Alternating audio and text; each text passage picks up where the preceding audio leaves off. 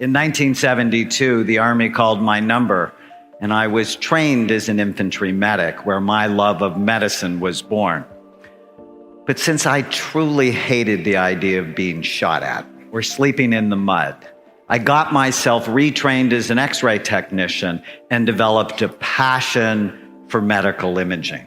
As our professors used to say, how do you know unless you look? I fell in love with psychiatry because I realized it had the potential to change generations of people. In 1991, I went to my first lecture on brain SPECT imaging. SPECT is a nuclear medicine study that looks at blood flow and activity. It looks at how your brain works. SPECT was presented as a tool to help psychiatrists get more information to help their patients. In that one lecture, my two professional loves, medical imaging and psychiatry, came together and quite honestly revolutionized my life. Over the next 22 years, my colleagues and I would build the world's largest database of brain scans related to behavior on patients from 93 countries. SPECT basically tells us three things about the brain: good activity, too little, or too much. Here is a set of healthy SPECT scans. The image on the left shows the outside surface of the brain, and a healthy scan shows full, even, symmetrical activity. The color is not important, it's the shape that matters. In the image on the right, red equals the areas of high activity, and in a healthy brain, they're typically in the back part of the brain. Here is a healthy scan compared to someone who had 2 strokes. You can see the holes of activity. Here's what Alzheimer's looks like, where the back half of the brain is deteriorating. Did you know that Alzheimer's disease actually starts in the brain 30 to 50 years before you have any symptoms? Here's a scan of traumatic brain injury. Your brain is soft and your skull is really hard. Or drug abuse. The real reason not to use drugs? They damage your brain. Obsessive compulsive disorder, where the front part of the brain typically works too hard so that people cannot turn off their thoughts. And epilepsy, where we frequently see areas of increased activity. Before imaging, I always felt like I was throwing darts in the dark at my patients and had hurt some of them, which horrified me. There is a reason that most psychiatric medications have black box warnings. Give them to the wrong person and you can precipitate a disaster. Early on, our imaging work taught us many important lessons, such as illnesses like ADHD, anxiety, depression, and addictions are not single or simple disorders in the brain. They all have multiple types. For example, here are 2 patients who have been diagnosed with major depression that had virtually the same symptoms, yet radically different brains. One had really low activity in the brain. The other one had really high activity. How would you ever know what to do for them unless you actually looked? Treatment needs to be tailored to individual brains, not clusters of symptoms. Our imaging work also taught us that mild traumatic brain injury was a major cause of psychiatric illness that ruined people's lives, and virtually no one knew about it because they would see psychiatrists for things like temper problems, anxiety, depression, and insomnia, and they would never look, so they would never know. Here's a scan of a 15-year-old boy who fell down a flight of stairs at the age of 3. And even though he was unconscious for only a few minutes, there was nothing mild about the enduring effect that injury had on this boy's life. When I met him at the age of 15, he had just been kicked out of his 3rd residential treatment program for violence. He needed a brain rehabilitation program, not just more medication thrown at him in the dark or behavior therapy, which, if you think about it, is really cruel.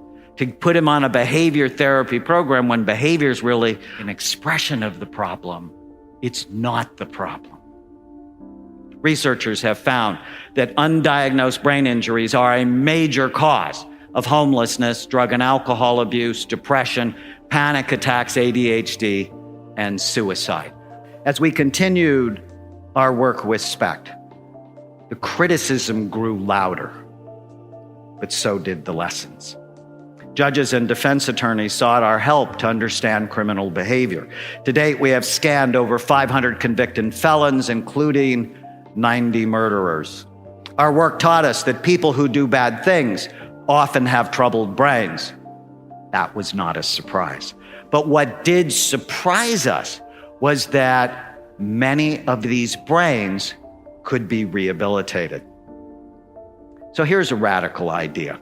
What if we evaluated and treated troubled brains rather than simply warehousing them in toxic, stressful environments?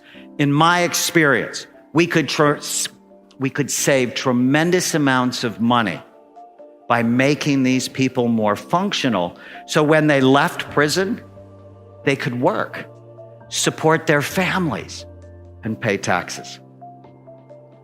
Dostoevsky once said, "A society should be judged not by how well it treats its outstanding citizens, but by how it treats its criminals." Instead of just crime and punishment, we should be thinking about crime, evaluation, and treatment. So after 22 years and 83,000 scans, the single most important lesson my colleagues and I have learned is that you can literally change people's brains. And when you do, you change their life. You are not stuck with the brain you have. You can make it better, and we can prove it. But what really got us excited was the second part of the study, where we put players on a brain smart program and demonstrated that 80% of them could improve in the areas of blood flow, memory, and mood, that you are not stuck with the brain you have. You can make it better on a brain smart program. How exciting is that?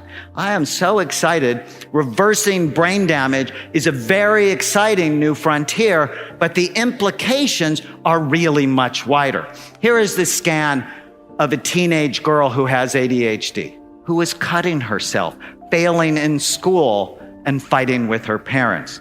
When we improved her brain, she went from D's and F's to A's and B's and was much more emotionally stable.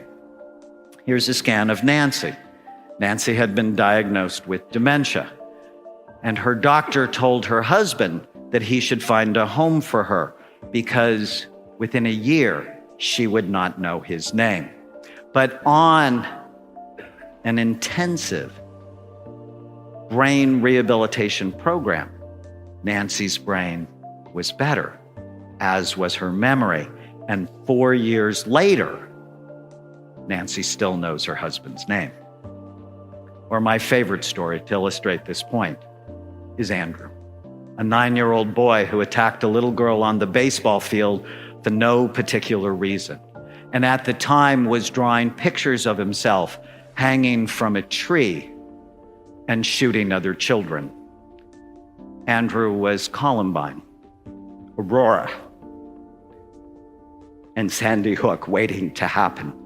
Most psychiatrists would have medicated Andrew as they did Eric Harris and the other mass shooters before they committed their awful crimes. But SPECT imaging taught me that I had to look at his brain and not throw darts in the dark at him to understand what he needed. His SPECT scan showed a cyst the size of a golf ball occupying the space of his left temporal lobe.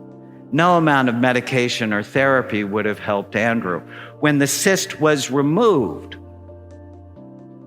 his behavior completely went back to normal, and he became the sweet, loving boy he always wanted to be. Now, 18 years later, Andrew, who is my nephew, owns his own home, is employed, and pays taxes. Because someone bothered to look at his brain. He has been a better son and will be a better husband, father, and grandfather. When you have the privilege of changing someone's brain, you not only change his or her life, you have the opportunity to change generations.